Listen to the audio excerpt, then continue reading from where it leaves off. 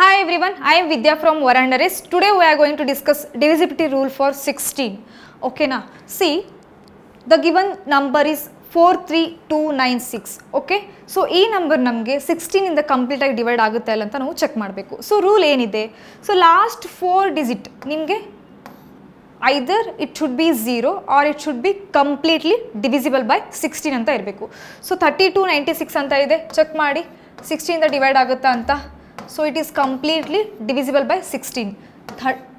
16 2s are 32 and then 9, 16 6s are 96. So it is completely divisible by 16. Okay na? And the next one is 920000 anta ide.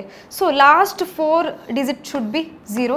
So it is also completely divisible by 16. So 16 ಇಂದ divide ಆಗಬೇಕು ಅಂತಂದ್ರೆ rule ಏನಿದೆ ಅಂದರೆ last 4 digit ಅಂತಂದರೆ 10th place, unit place, 100 place and 1000 place ನಿಮಗೆ complete ಆಗಿ 16 ಇಂದ divide ಆಗಬೇಕು. ಇಲ್ಲ ಅಂತಂದರೆ that last 4 digit should be 0. So ಈ ಥರ ಇದ್ದರೆ ಆ ನಂಬರ್ ನಿಮಗೆ ಕಂಪ್ಲೀಟ್ ಆಗಿ 16 ಇಂದ ಡಿವೈಡ್ ಆಗುತ್ತೆ.